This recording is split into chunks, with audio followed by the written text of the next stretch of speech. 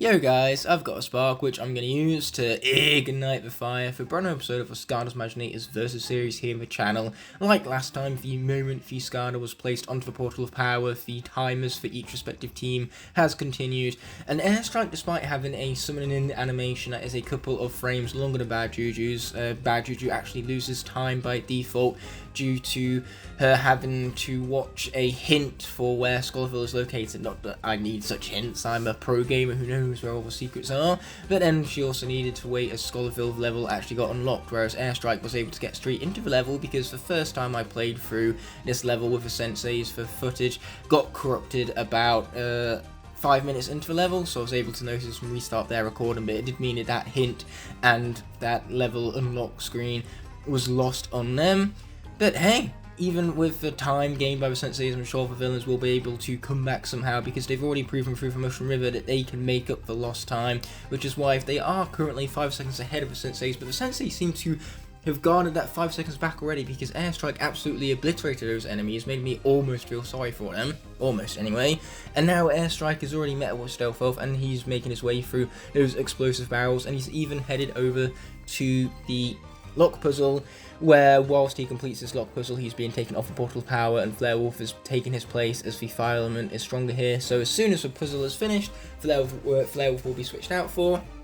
And speaking of Flare Wolf, he's being switched out for just as Bad Juju has finally arrived at the Locke puzzle, where I filmed with the villain run of this level first, because the Senseis were recorded first last time, so that means it's the villain's turn to get recorded for first. Naturally, that meant I went into this puzzle a little less prepared than what I did for the Sensei, so the villains here are losing a lot of time by basically failing the Locke puzzle, doing the same things over and over again, expecting a different result every time. But you have to be cautious with this puzzle.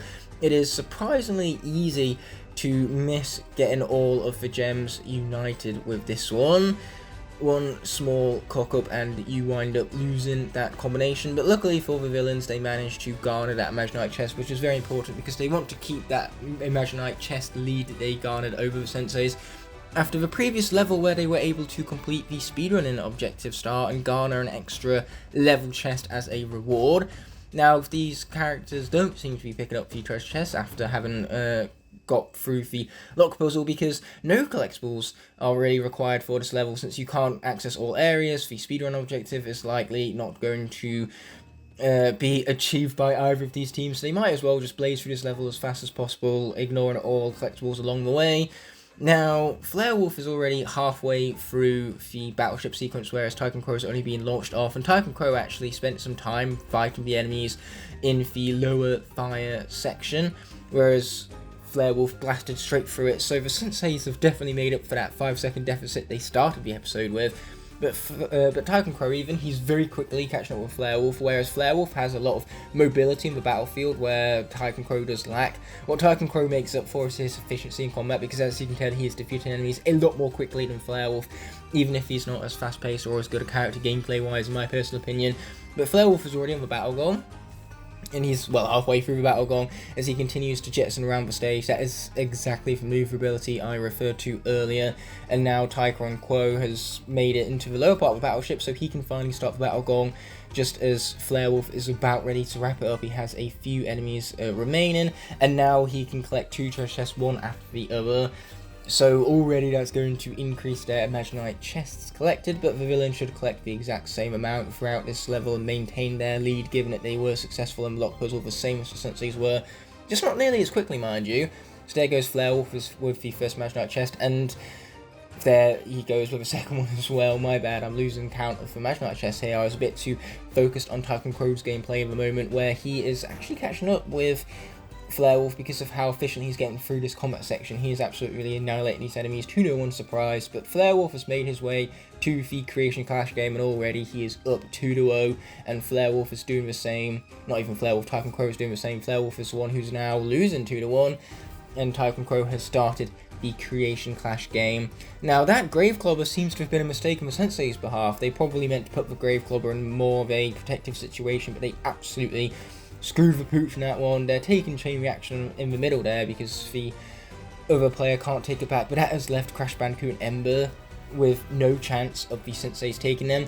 So they're actually going to lose Creation Clash, and that misinput from Flerewolf has cost them the game, and they're going to have to replay it. So let's see if the villains can actually take the game first try and garner back all of those precious seconds they lost on the Locke puzzle. So far, Chain Reaction has been played completely differently for the Senseis the first time around. But now the Senseis are losing 2-1, whereas the villains have already won 6-3. So simplified, they beat Hanks by 2/3 of the board. But now the Senseis are continuing to go back and forth in terms of who's winning this matchup, but Airstrike in the bottom right is really great for both offensive and defensive capabilities. Meanwhile, the villains are preparing to switch out for Dr. Crankcase.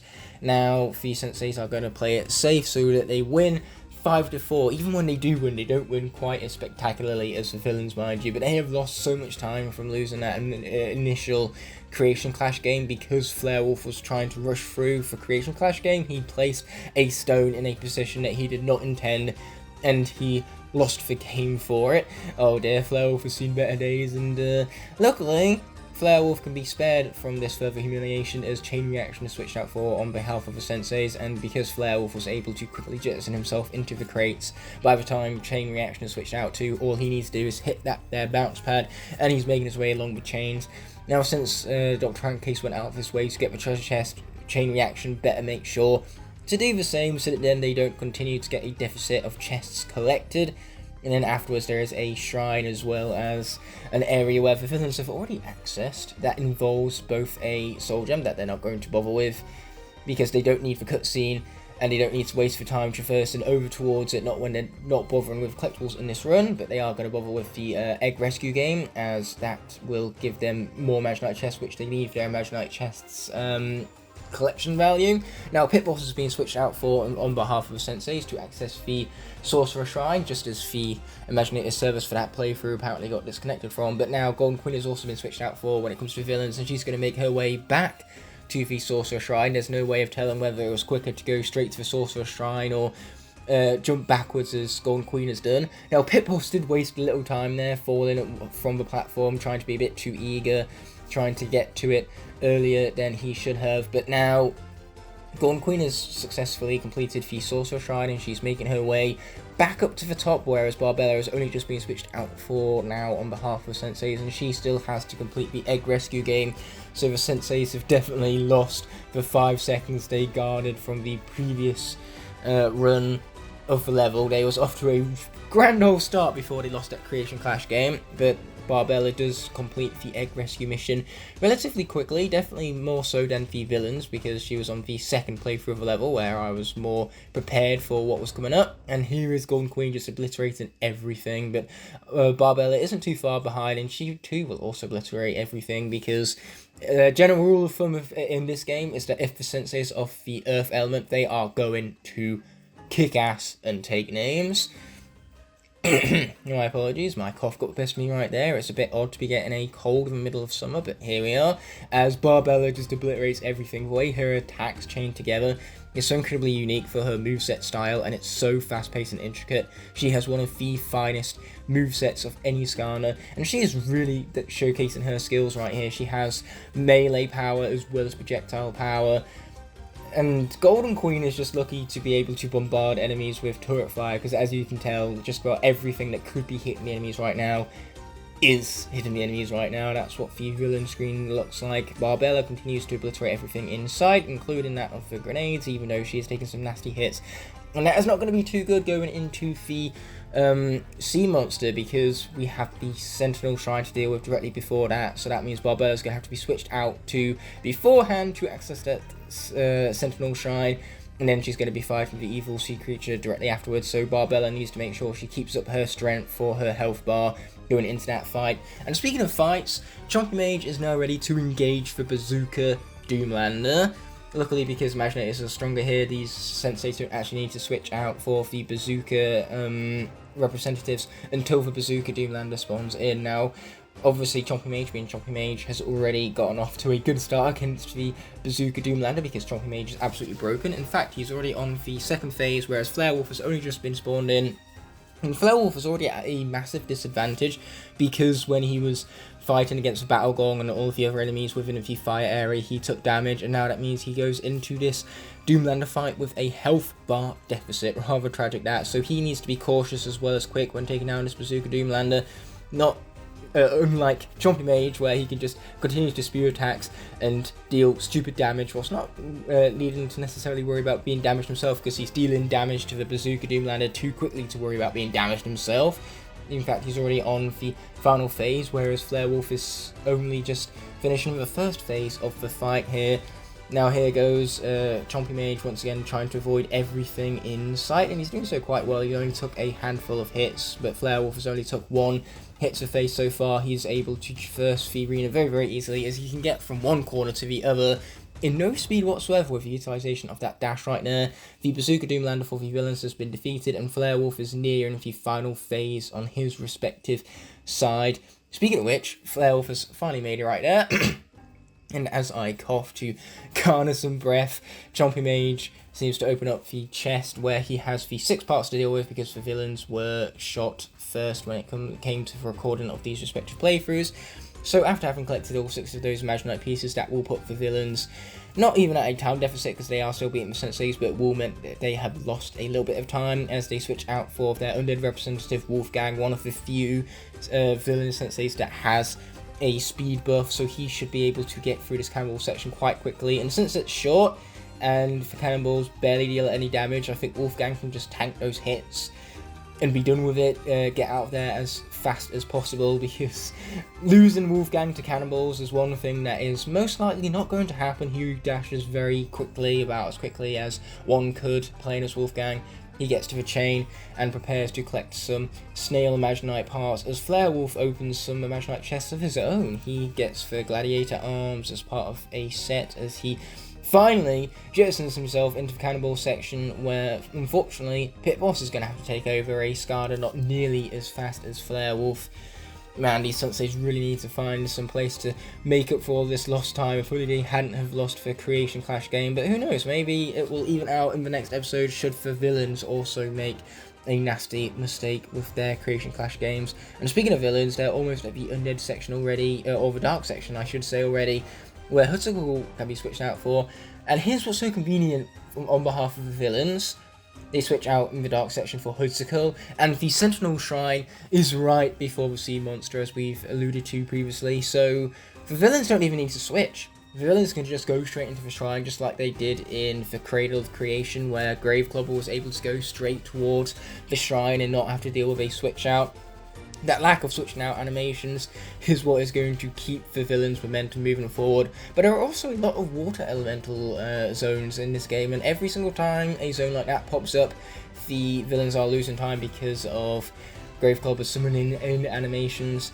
Every little time skip counts at the end of the day. It's like Tesco's slogan, every little counts. So these characters are going to have to fight for every last second as Hutsuckle makes it to the end of the grinding section, where they have a chest added to the vault. It's very important for both of these teams to get every single part from the grind rail challenge, otherwise they'll wind up being at a Imaginite chest deficit, the last thing that they want. So now that Hutsuckle has been successful with that and has already accessed the Sentinel Shrine, all eyes are on Starcast to make sure he doesn't cock up the rail grind challenge, because that would be truly tragic for the Senseis. I think they've already taken a bit of a beating compared to the villain success. The last thing they need is to be kicked whilst they're still down. Now, as for the award ceremony during the finale, I have all of the categories planned out, and they will be announced in the 6th episode of the series. Makes sense, given that that will be halfway through the series, giving us the other half to vote upon said categories that will be announced.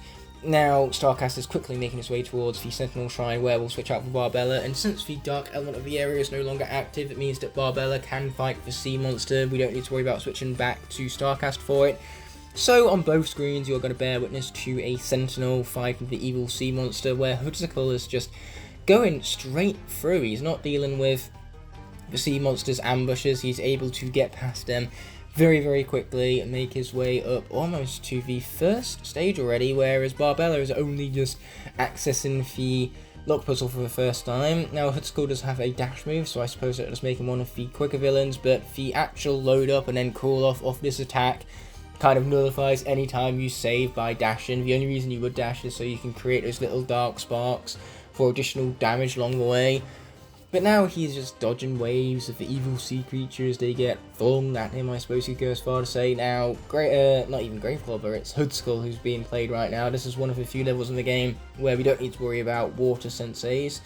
So Hoodskull is doubling down on damage by creating vortexes and then slashing upon his enemies. Barbella is able to get past the evil sea monster ambush just as efficiently as Hoodskull was, so she's making her way through, and just like Hoodskull, she also managed to jump over the tail right there, not lose any time, because if you get hit by that, damage is one thing, but it also pushes you into the swamp and resets that platforming section. So if either of these characters wind up having that platforming section reset, I guarantee that it's going to be a huge time loss. Something that both these teams really want to aim to avoid. So now Barbella is going to be avoiding waves as Hoodskull already finishes this first phase of a fight right here, and on this second platforming run he's going to do exactly like he did for the first time, ignore the creature as well as he can and just speed right past it. Got to be careful with that dash attack though, because dash attacks in this game have a tendency to hone in upon the enemy, so if the enemy is ambushing you and you try to attack it, you are likely to dash into the swamp and get reset. It's something I learned the hard way when trying to speedrun this game with the fire Imaginators, when I used the dash and then locked in and honed in on the evil sea monster, only to find myself in the swamp and resetting the platform section. So now both of these characters are once again watching out as waves get flung at them. It seems as though both of these characters are about as efficient as one another when it comes to fighting this beast off and dealing damage, if though Barbella looks like she's about ready to finish off this first phase. What do you know? An assumption for this was correct, rather than an assumption making an ass out of me. So here goes Barbella. She actually jumped straight up to the stone in the middle there, rather than Hoodskull, who jumped twice and lost a few frames. And Barbella isn't actually quick enough to get past the ambush attack, so she instead takes the advantage to attack it a little bit and deal some damage, so that now going into the waves she'll have, hopefully, a less of an attack pattern to take out the evil sea monster. She jumps over tail just fine and doesn't lose any time there, so at least Barbella has that going for her as Hoodskull continues to attack the sea monster, doubling down on his primary attacks. His jumping attack even that deals 3 times as much damage as his primary attack. The only problem is that it's slower, so it's probably just about as efficient in the end there. But he's doubling down using his vortex and his primary attacks, and here is where the sea monster starts attacking you twice, so you have to deal with, after he's done flinging the waves at you, a chomping attack. Luckily, Hoodskull can quite easily engage the sea monster from the side, where he can deal damage to the sea monster without being dealt damage to himself. Barbella also has a mix of range and melee, so she's taking full advantage of that by, again, not getting too close to the chomps and still being able to deal with damage. She is actually catching up by the looks of it when it comes to the lack of the health bar the sea monster has. If she can continue getting through these phases quicker than what Hoodskull is, she might be able to make up for all of the lost time the senseis have gotten through. But even without messing up on Creation Clash, this entire second half of the level has been slower on the sensei's behalf. I suppose this is because we had Golden Queen and Chompy Mage to compete with. That is one hell of a duo that the villains would struggle with any day of the week. Now Hoodskull takes the Chomp like an absolute champ. He almost got pushed back into a swamp, but luckily he was able to narrowly avoid it. So the damage taken was worth the time skip that Hoodskull endured. Now here goes Barbella making even more efficient time skips, because she's able to jump over the tail and make her way to the second platform all at once. Now Hoodskull seems locked in the cutscenes, so there's not too much interesting to talk about there, and Barbella is able to pull off the same manoeuvre as Hoodskull. She gets chomped and pushed back, but she manages to remain on the platform, and she saves time, even though her health has now seen better days, so she has to be cautious not to get defeated here, because the last thing we need is a tragic death this early on in the Locke. These characters want to survive for as long as possible. Though it will be shocking if the villains don't take home the survival award, given how obliterative they are, and so far this series has proven that tenfold. Now Barbella seems to be stuck in the cutscene, whereas Hoodskull is ready to fight this evil sea monster. So chaos has disappeared, and finally Barbella can engage gameplay once again. Isn't that fantastic? I paid for this video game, and now I get to actually play it. That's my favourite thing to do, actually play in the video game. So here we are with just for usual attack pattern, Hutzicle is utilising all of his attacks all in combination with one another, as the sea monster continues to make the same dumb decisions, like trying to chomp Hutzicle and then facing the consequences as Hutzicle attacks him side on. Though he did take a chomp to the face in the end, and his jump attack did even hit the evil sea monsters. That's really efficient damage he's dealing right now. But still, for evil sea monsters doing the same thing over and over again, expecting a different result every time. Is this going to be it? Yes, Hutzicle is going to defeat it with no problem whatsoever. He took a few points of damage along the way, but he wasn't defeated in the end. That's what matters. If we were playing Nightmare mode, I'm pretty sure both of these characters would have been defeated by now. But luckily for these characters, they're not in Nightmare mode now, are they? Barbella is actually dealing with the evil sea monster as well. It seems as though she defeated it a lot more quickly than Starcast, and she's actually brought it back for the Senseis a little bit. Either both of them have collected Imaginite chests now. In fact, they get even more Imaginite chests sent to the vault because they each have earned 1 star this time around. For Senseis were actually closer to completing the speed run, but yet still neither of them were successful there in the end. Like I say, the main time deficit for the Senseis was the Creation Clash. Had they won that first time around, they probably would be ahead of the villains right now, but instead they're skipping that cutscene and heading back to the vault. It's got to be, you got to be very careful not to press the triangle button too many times, otherwise you're going to initiate that tertiary attack and accidentally initiate the surprise attack. One thing kind of leads to another with this game, which is what makes its gameplay so refined and fluent, you could go as far to say, though it can be inconvenient at times. And here, now we're just waiting for these characters to spam through the Imaginite vault. We're actually ending off this episode pretty close, it would seem. So for villains, lead isn't going to be by much at the end, just a few more seconds as they exit the villain vault, and the exact moment they do, we're going to freeze the frame right there as they end the timer on 51:41. Obviously, for Senseis, for the sake of fairness, will have their counters frozen, or frozen I should say, because that's how grammar works. They'll have everything frozen at the exact same point in time, the exact same frame as for villains, that being the exact frame they exit from the Imaginite vault. So now, with this episode having come to an end, let's roll that outro without further ado. I cannot, in good conscience, end off this video without first thanking all of my incredible channel members whose continued support help make these videos possible. Without them, these videos would be near impossible to make, so from the bottom of my heart, I truly appreciate every last one of them. If you enjoyed this video and would like to see more, there are plenty of options on screen now to explore, and please consider subscribing to keep up to date with all my content. On that note, this video is coming to an end, so thank you so much as always for watching. Until the next video arises, peace!